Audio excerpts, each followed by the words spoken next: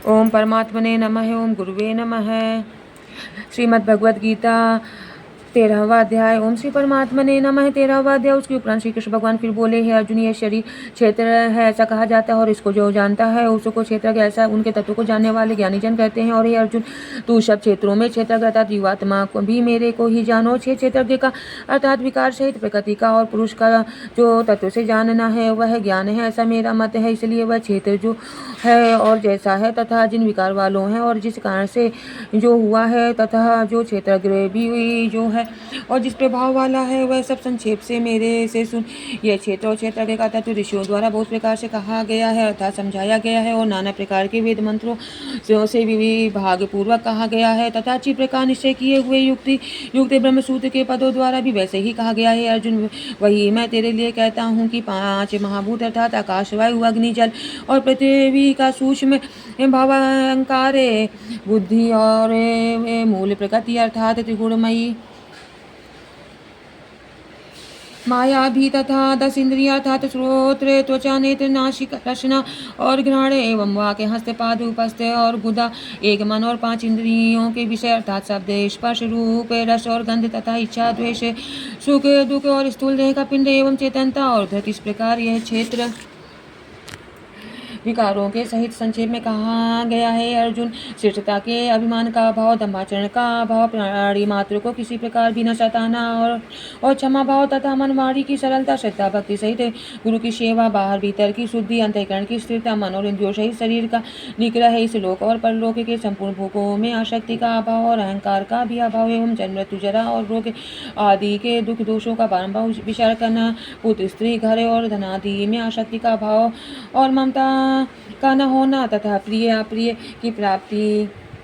में सदा ही चित्त का सम रहना अर्थात मन के अनुकूल तथा प्रतिकूल के प्राप्त होने पर हर्षों का आदि विकारों का न होना, मुझे परमेश्वर में की भाव से स्थिति रूप ध्यान योग के द्वारा अव्यभिचारिणी भक्ति तथा एकांत और शुद्ध देश में रहना, स्वभाव और विषयाशक्त मनुष्यों के समुदाय में प्रेम का न होना तथा अध्यात्म ज्ञान में नित्य स्थित और तत्व ज्ञान में अर्थ रूप परमात्मा को सर्वत्र देखना, यह सब तो ज्ञान है, और जो इससे विपरीत है वह अज्ञान है, ऐसा कहा है।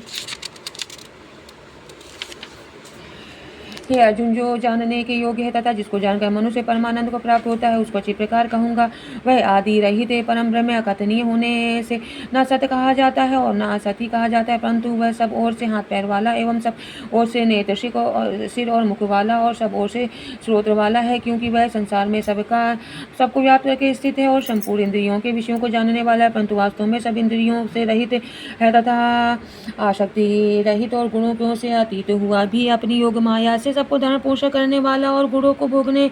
वाला है तथा वह परमात्मा चराचर सब भूतों के बाहर भीतर परिपूर्ण है और चराचर रूप भी वही है, वह है और वह सूक्ष्म होने से अविज्ञेय है तथा अति समीप में और दूर में भी वही स्थित है तथा वह विभाग रहित एक रूप से आकाश के सदृश परिपूर्ण हुआ है, चराचर संपूर्ण भूतों में पृथक पृथक के सदृश स्थित प्रतीत होता है तथा वह जानने योग्य परमात्मा विष्णु रूप से भूतों को धारण पोषण करने वाला और रुद्र रूप से संहार करने वाला तथा ब्रह्मा रूप से सबका उत्पन्न करने वाला है तथा ब्रह्म ज्योतियों का भी ज्योति एवं माया से अति परे कहा जाता है तथा वह परमात्मा बोध स्वरूप और जानने के योग्य है एवं तत्व ज्ञान से प्राप्त होने वाला है और सबको हृदय में स्थित है, सबके हृदय में स्थित है। अर्जुन, इस प्रकार से क्षेत्र और ज्ञान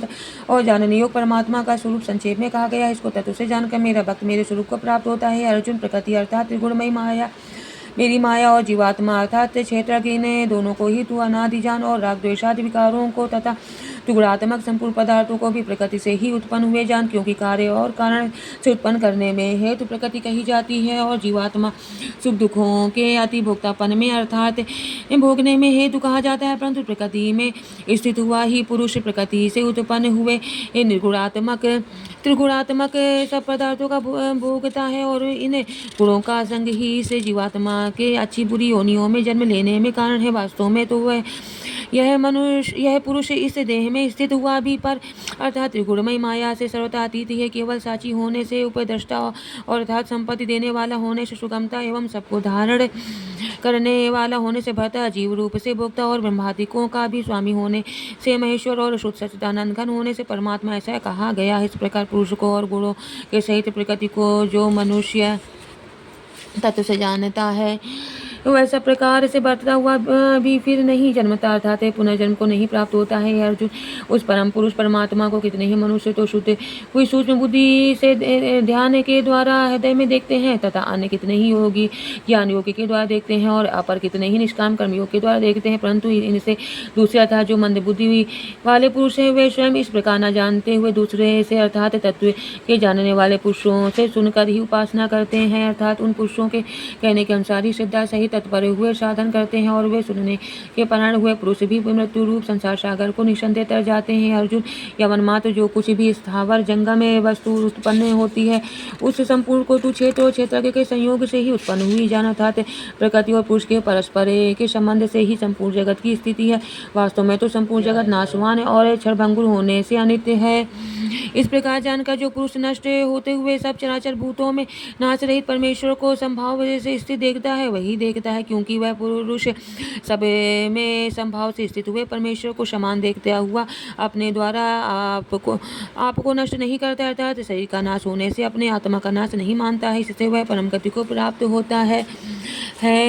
और जो पुरुष संपूर्ण कर्मों को सब प्रकार से प्रकृति से ही किए वे देखता है, अर्थात इस बात को तत्व से समझ लेता है कि प्रकृति से उत्पन्न हुए संपूर्ण गुण ही गुणों में बरतते हैं तथा आत्मा को करता देखता है वही देखता है। और यह पुरुष जिस काल में भूतों के न्यारे न्यारे भाव को एक परमात्मा के संकल्प के आधार स्थित देखता है तथा उसे परमात्मा के संकल्प से ही संपूर्ण भूतों का विस्तार देखता है, उस काल में सच्चिदानंद घन ब्रह्म को प्राप्त होता है। अर्जुन, अनादि होने से और गुणातीत होने से यह विनाशी परमात्मा शरीर में स्थित हुआ भी वास्तव में न करता है और न लिपायमान होता है। जिस प्रकार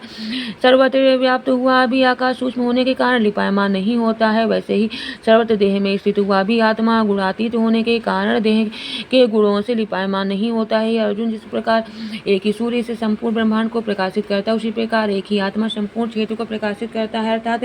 नित्य बोध स्वरूप एक आत्मा ही सत्ता से संपूर्ण जड़ वर्ग प्रकाशित होता है। इस प्रकार क्षेत्रों क्षेत्र के भेद को और विकार सहित प्रकृति से छूटने के उपाय को जो पुरुष ज्ञान नेत्रों द्वारा तत्व से जानता है वे महात्मा जन